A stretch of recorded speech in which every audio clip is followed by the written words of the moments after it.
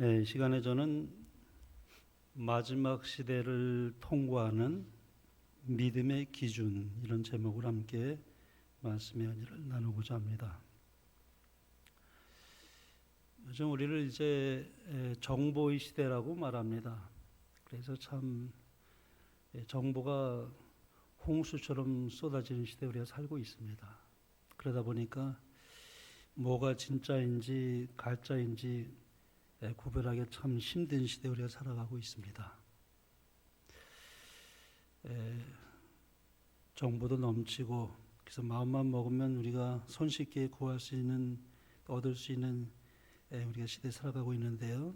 그래서 우리 이제 이런 질문을 해보게 됩니다. 도대체 무엇이 진짜인가? 그런 질문을 한번 해봅니다.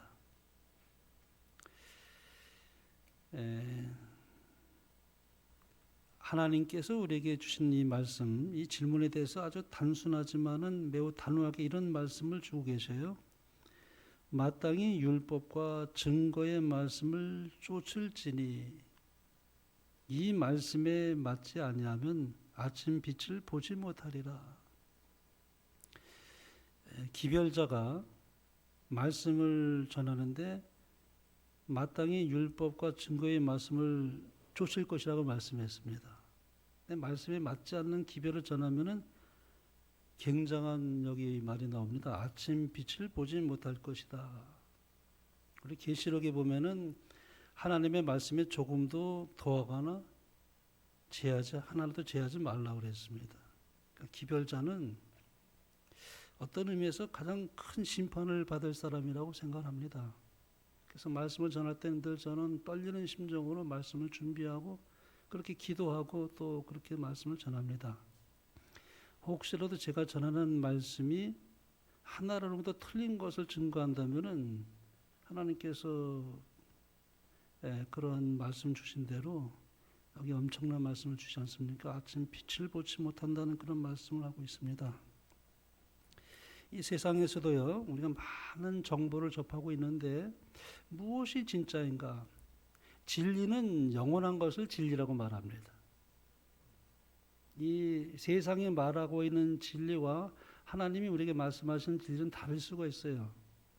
이 세상에서 말하는 진리는 아주 좋은 말이 참 많지 않습니까? 근데 하나님께서 말씀하신 진리는 영원히 존속하는 영원한 없어지지 아니하는 그런 말씀을 진리라고 말해요.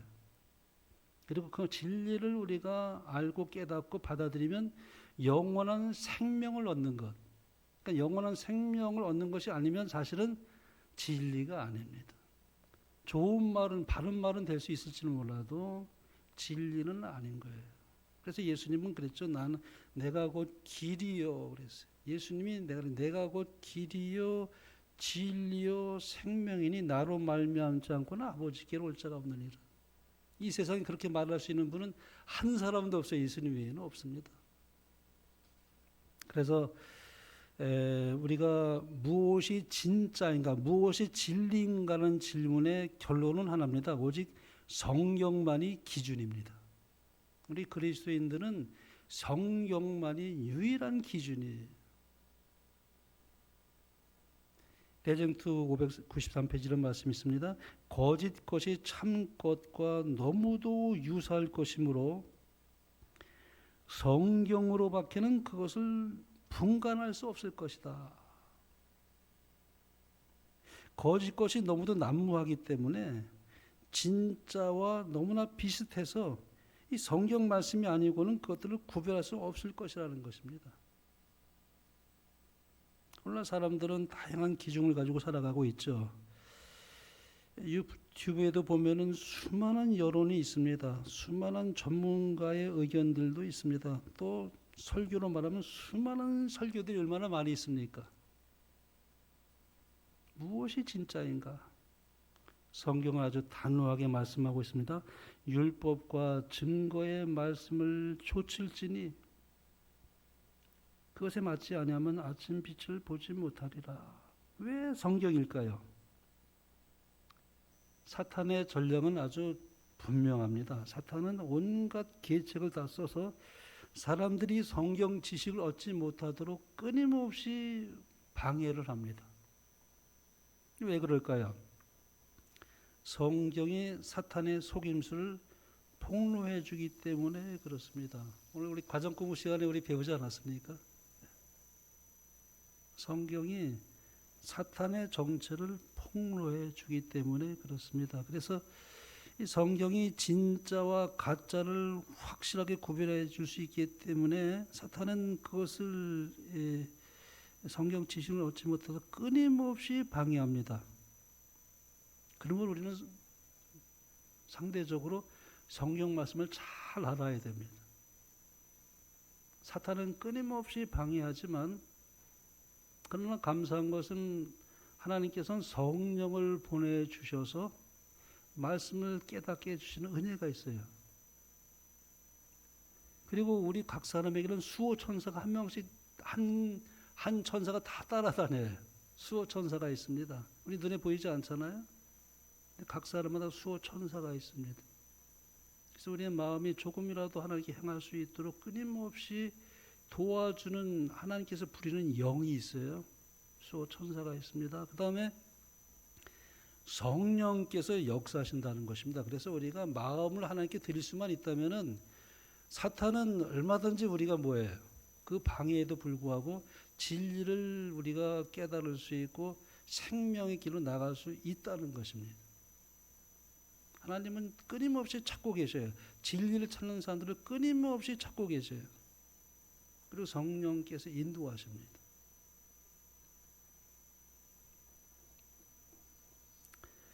근데 이 마지막 시대에는 가짜처럼 보이지 않는다는 것이 문제입니다. 가짜인데 가짜처럼 보이질 않아요. 여기 이렇게 말씀합니다. 거짓 그리스도는 우리 눈앞에서 놀라운 이적을 행할 것이다. 거짓 것이 참 것과 너무도 유사할 것이므로 성경으로 바뀌는 것들을 분간할 수 없을 것이다. 성경의 진리로 마음을 견고히 방어한 자들 외에는 아무도 주의 대쟁투를 견디지 못할 것이다. 엄청난 말씀이죠. 이 마지막 때에는 사탄이 할 수만 있으면 모든 택한 자까지도 미혹하기 위해서 이 거짓으로 너무나 그 진리와 유사하기 때문에 복음도 마찬가지예요. 진짜 복음이 있지만 또 뭐예요? 가짜 복음도 있어요. 아주 유사하게 모조하기 때문에 분별력이 없으면은 착각하기 쉽고 속기가 쉬운 마지막 때 우리가 살아가고 있습니다. 머지않아 우리 눈앞에 거짓 그리스도가 나타나 아주 놀라운 이적을 행할 것입니다. 거대한 영적 기만이 펼쳐지게 될 것입니다.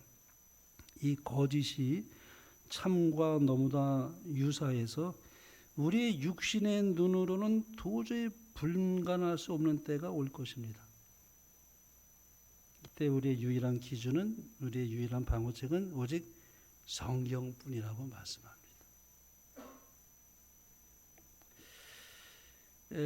위조 지폐 감별사라는 게 있어요. 은행에서 위조 지폐를 잡아내는 사람들은 가짜를 연구하지 않는다고 그래요. 진짜 화폐만 계속 보고 관찰했기 때문에, 연구했기 때문에, 그래서 가짜가 나오면 즉시 알아본다고 그래요.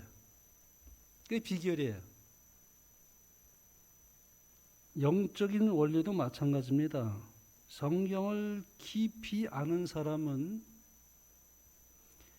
거짓을 자동으로 분별하게 됩니다.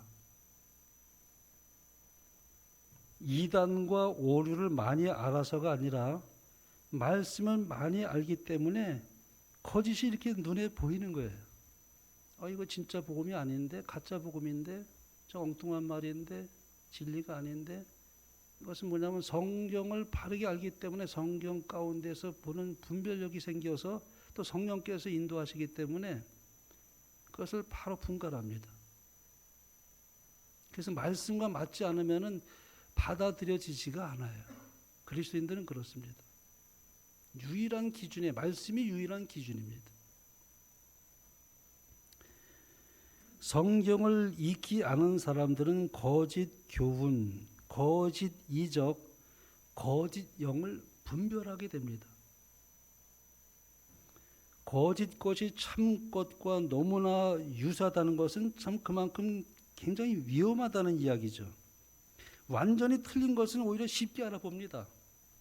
그렇지 않습니까? 이거 완전히 틀린 건 눈에 쉽게 알아볼 수 있는 것에 속아넘을 사람은 없죠. 그런데 거의 비슷하기 때문에 속기가 쉬운 거예요. 뉴스도 그렇지 않습니까? 가짜 뉴스가 있고 진짜 뉴스가 있잖아요. 근데 거기에 한 95%는 진짜 뉴스는 있는데 5%는 조금 비틀어요. 조금 왜곡시키면은 그게 진짜인 줄 알고 넘어가는 거예요.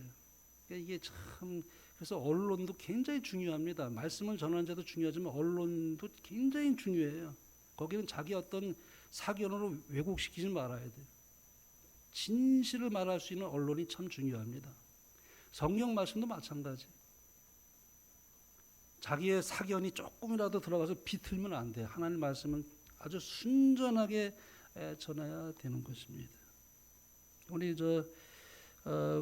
보석 가게에서 진짜 다이아몬드와 모조품은 겉으로 보면 정말 거의 같다고 그래요. 근데 전문가들은 빛의 굴절을 보고 알아낸다고 그래요. 우리는 못 알아봐요. 이게 진짜 보석인지 가짜 보석인지 우리는 분간할 수 없는데 전문가들은 빛의 그 굴절을 통해서 그것을 알아낸다고 하지 않습니까? 그래서 우리가 우리의 참 빛은 무엇인가? 오직 성경입니다. 우리는 오직 성경이에요. 참 감사한 것은 우리가 빛을 하나님께서 우리에게 주셨습니다. 그래서 우리가 진리와 오류가 무엇인지를 분간할 수 있도록 성령께서 우리에게 지혜를 주시고 깨달음을 주셔요. 과거에 예수님께서 이 땅에 오셨을 때 유대의 종교 지도자들은 편견에 사로잡혀 있었어요. 그래서 예수님을 십자가에 못 박았습니다. 예수님을 배척했어요. 불행하게도 많은 백성들이 자기의 눈으로 말씀을 확인하지 않고 우리 훌륭한 학자들이, 율법 학자들이 또 제사장들이 믿지 않는데 어떻게 그가 메시아임을 믿을 수 있겠는가? 이렇게 지도자들을 맹종하다가 예수님을 십자가에 못 박고 말았습니다. 오늘도 마찬가지예요. 사탄은 우리가 스스로 성경을 펴서 연구하는 대신에 목회자나 신학자 등의 사람들을 맹목적으로 의지하도록 만듭니다. 저도 목회자지만은 물론 훌륭한 영적 지도자들의 가르침은 매우 귀한 것입니다. 하나님께서 세우시기 때문에 그 기별자들의 음성을 듣고 우리가 말씀에 가까이 나갈 수 있는데, 그러나 내 영혼의 구원을 다른 사람의 손에만 맡겨둘 수 없다는 뜻에서 제가 그렇게 말씀을 드리는 겁니다. 스스로 성경을 연구해야 돼요. 목회자를 너무 의존하지 마십시오. 신학자들의 아무리 훌륭한 신학자라도 그분에게만 의존하지 말라는 거예요. 내가 말씀을 보고 그분이 하신 말씀이 진리임을 내 스스로 확인해야 돼요. 근데 감사한 것은 우리에게 성령을 최고의 교사로 주셨어요. 그래서 우리가 말씀을 연구할 때는 항상 기도해야 돼요. 간절한 마음으로 진리를 찾는 마음을 가지고 하나님께 기도하면서 성령께서 깨우침을 달라고 하면은 성령께서 마중 나가지 아니한 때가 없다고 그랬어요. 깨닫게 해주십니다. 그러니까 우리가 사람을 너무 의존하지 말라는 것입니다. 자기 스스로 자립적인 신앙을 가지고 자식이 스스로 성경을 연구해야지, 내가 성경을 연구하지 않고 기별자에게 너무 의존해서도 안 된다는 것입니다. 저는 목회자지만 저는 솔직하게 그렇게 말합니다.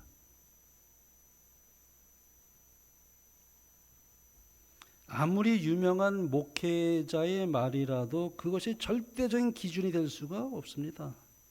어떤 가르침을 대하든지 반드시 성경 말씀과 일치하는지 내 스스로 확인할 수 있어야 됩니다. 이 세상은 점점 참 분간하기 어려운 시대에 우리 살아가고 있기 때문에, 그래서 베레아 사람은 데살로니가 사람보다 더 신사적이어서 그랬어요. 더 이게 쉬운 성경은 이 신사적이란 말을 어떻게 했냐면 더 고상한 성품을 가진 사람들이어서 그렇게 말했어요. 더 신사적이어서 간절한 마음으로 말씀을 받고, 이것이 그런가 하여 날마다 성경을 상고했다. 그러므로 우리는 개인적으로 성경을 연구해야 합니다. 어제도 우리 윤종태 장로께서 굉장히 아주 중요한 말씀을 주셨잖아요. 개인적으로 성경을 연구해야 된다, 이렇게 말씀하셨어요. 어제 저녁에 아주 은혜를 우리가 많이 받았죠. 기도로 성령의 도움을 구하여야만 합니다. 성경은 지식이 아니라 계시이기 때문에 그렇습니다. 지식으로 말하면 뭐 공부 잘하는 사람만 깨달을 수 있는 거 아니겠습니까? 근데 이건 성경은 계시이기 때문에 성령께서 반드시 역사해야만 바르게 깨달을 수 있습니다.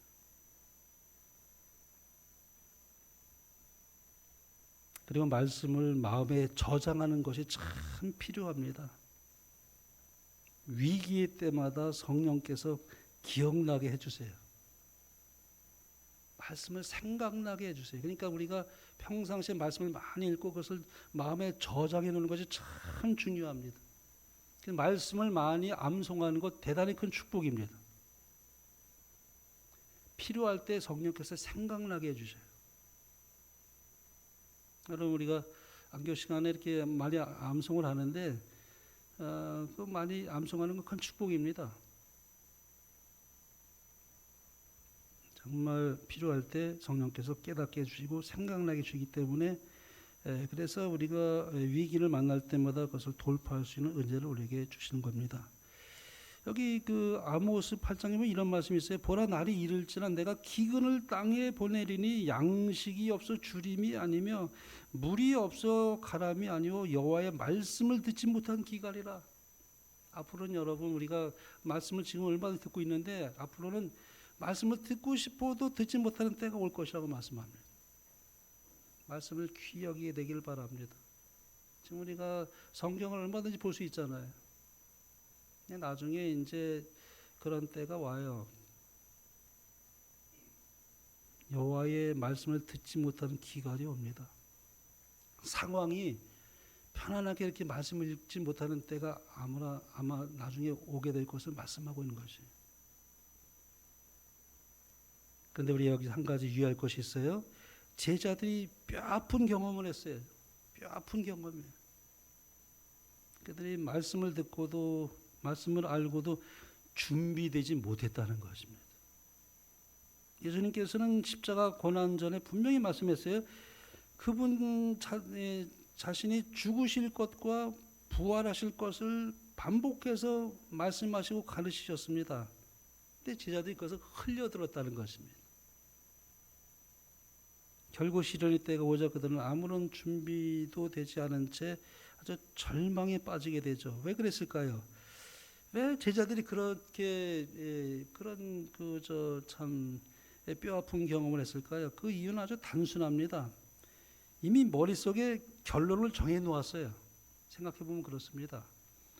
그들은 메시아를 어떻게 바라봤냐면 로마를 무너뜨릴 정치적인 왕으로 그렇게 기대하고 그렇게 바라봤기 때문에 예수님께서 십자가에 못 박히시고 부활하실 것은 상상도 못하는 거였어요.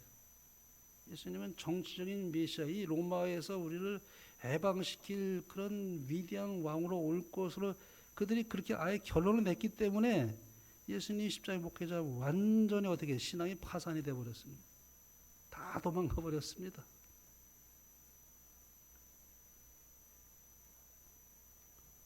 그들은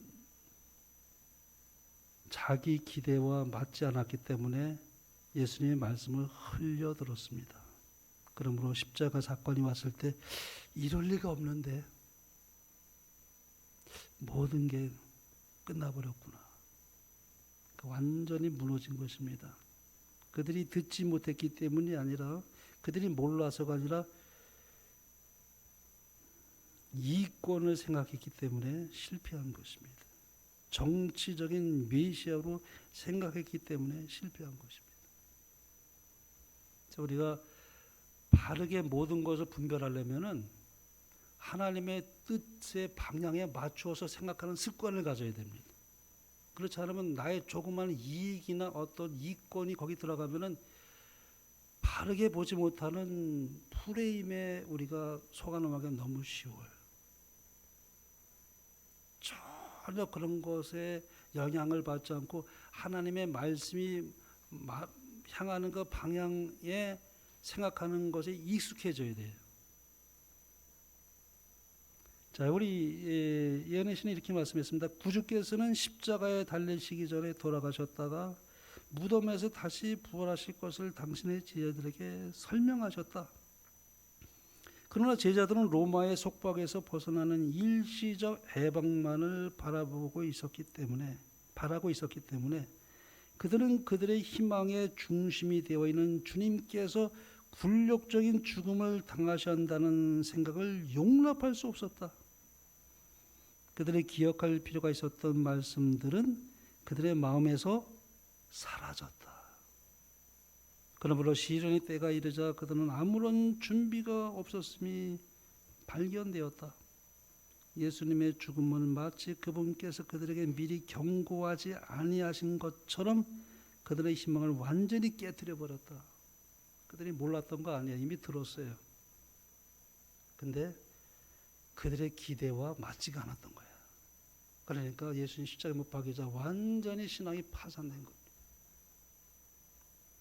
이것은 오늘 우리들에게도 그대로 반복될 수 있는 문제입니다. 이 메시지는 과거의 이야기만이 아니라 현재의 이야기이기도 한 것입니다. 지금도 많은 사람들이요, 듣고 싶은 말씀만 들으려고 해요.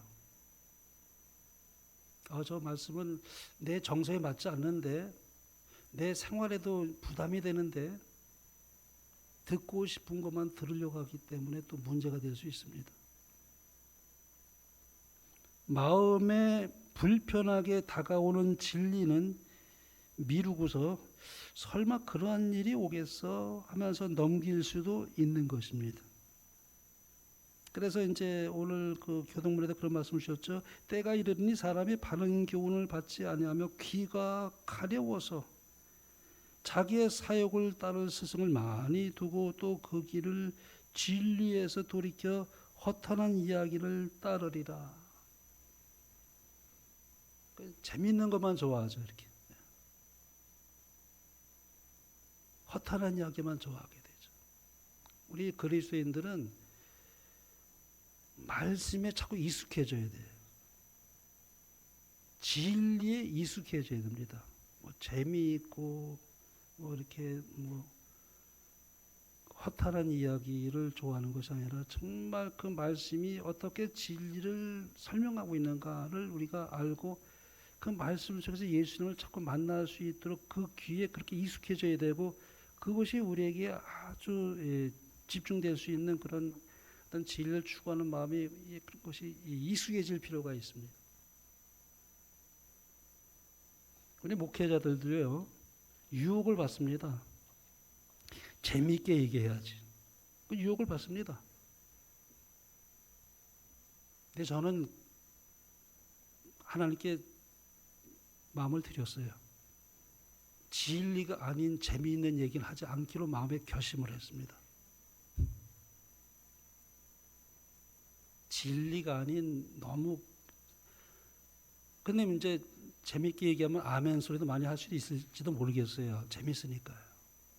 근데 중요한 것은 진리를 말하는 시간보다는 재미있는 시간으로 많이 빠져들게 할 수 있는 그런 기별을 전할 수 있는 유혹을 목회자들도 가지고 있습니다.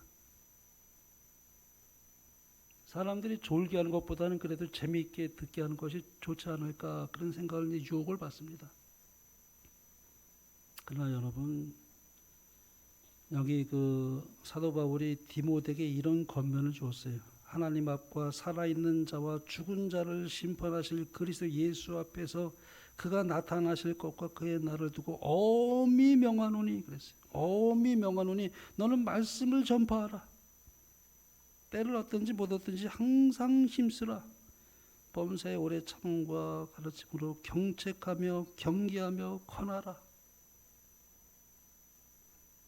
엄히 명하노니 그랬어요. 디모데에게. 그래서 우리 미래의 위기, 이 환란에 대해서 대처하는 준비가 참 우리가 잘못하면 부족할 수가 있는데요. 예를 들어서 이제 우리가 그런 마음에 자기를 합리화시킬 수가 있어요. 아직 시간이 많잖아. 그건 너무 극단적인 해석이 아닐까?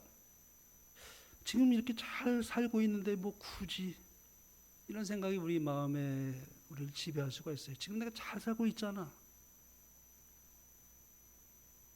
근데 왜 굳이 이런 생각이 쌓이면은 결국 아무런 준비도 하지 못할 수도 있습니다. 이 제자들과 완전히 같은 패턴이에요. 저기 이렇게 말씀했습니다. 그리스도의 말씀으로 제자들에게 미래가 펼쳐졌던 것처럼 우리 앞에는 예언으로 미래가 분명히 펼쳐져 있다. 은혜의 시기의 끝과 환란의 때를 위한 준비에 관련된 사건들이 분명히 제시되어 있다. 그러나 많은 사람들은 마치 이 중요한 진리들이 그들에게 전혀 계시되지 않았던 것처럼 그것들을 깨닫지 못하고 있다.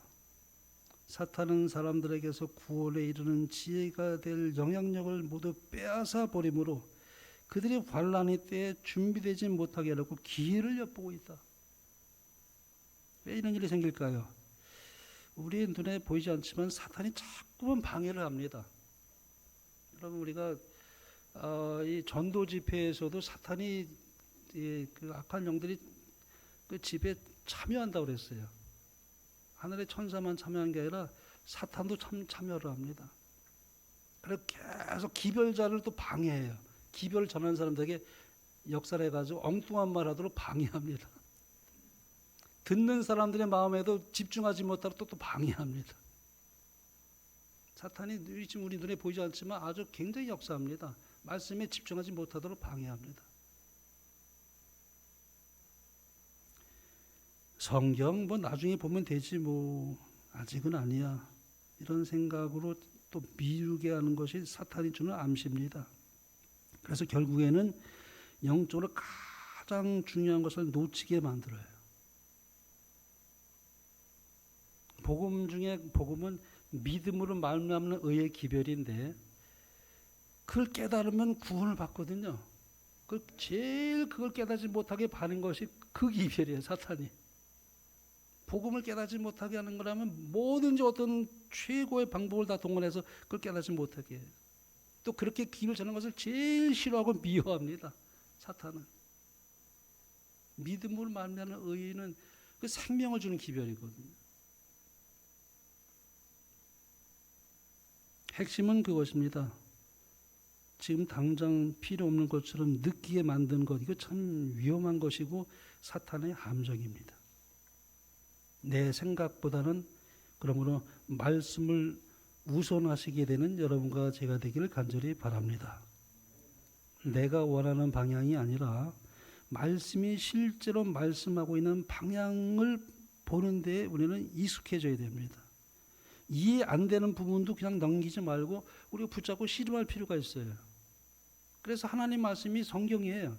성경이 다 쉬운 거라면 하나님 말씀이 아니죠. 심오하고 아주 깊습니다. 우리가 정말 기도하고 깊이 간절한 마음으로 그것을 들여다보고 성령께서 깨닫게 해주도록 간절히 원할 때에 그 깊은 심오한 말씀이 내 마음에 들어오고 깨닫게 돼요. 그래서 성경 말씀이에요.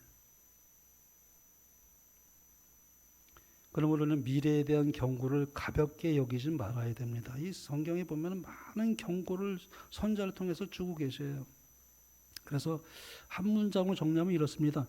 준비되지 못한 사람은 몰라서가 아니라 그 경고를 받아들이지 않았기 때문에 무너진다.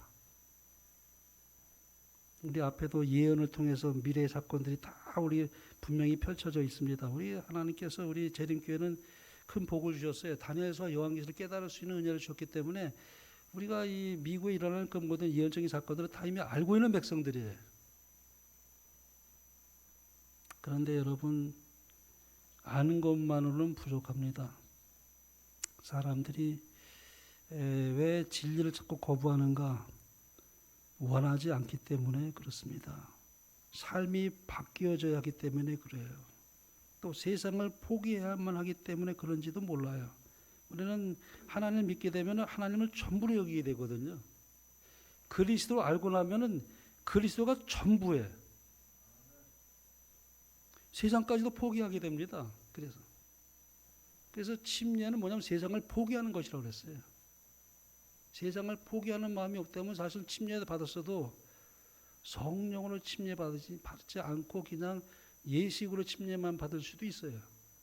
마음을 100% 하나님께 드리지 않으면 안 돼요. 세상 다 포기해야 되는 겁니다.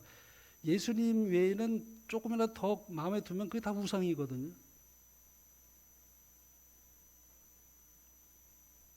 그러므로 우리가 어떻게 준비할 것인가? 위기 때 준비하는 것이 아니라 지금 준비해야 됩니다. 지금 준비해야 돼요. 나중에 준비하면 되지. 근데 그렇지 않아요. 결론은 두 종류의 사람이 있습니다. 마지막 때는 두 부류만 남게 될 것입니다. 첫 번째는 흔들리는 사람이에요. 환경에 따라서 변하고 사람을 따라서 움직이고 말씀 위에 서지 않은 사람들은 다 흔들릴 것입니다. 그러나 두 번째는 굳게 서는 사람들이 있어요. 말씀 위에 뿌리를 내린 사람들. 어떤 상황에서도 변치 않은 마음을 가진 사람들이 있습니다. 오직 하나님만 순종하는 사람들. 그래서 이제 상록수의 비유를 우리는 얘기합니다. 이 여름에는 상록수와 낙엽수를 구분하기가 참 어려워요.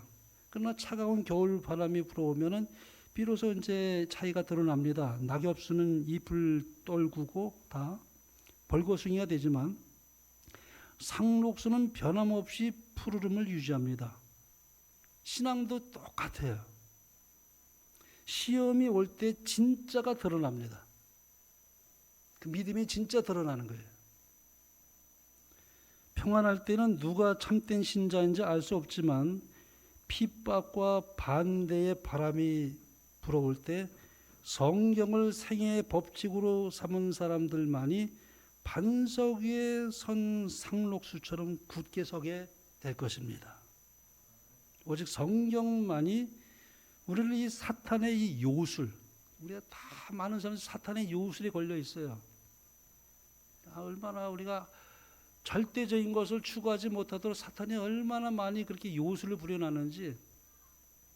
그래서 많은 것으로 속이고 거기서 마음을 두지 못하게 요술을 부리고 있는 시대, 그런 시대에 우리가 살아가고 있습니다 지금.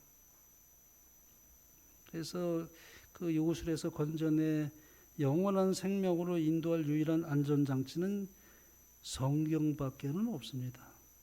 그래서 머지않아 모든 사람에게 시험이 닥치게 될 것입니다. 나는 사람보다 하나님을 더 순종할 것인가? 결정적인 시험이 나중에 오게 될 것입니다.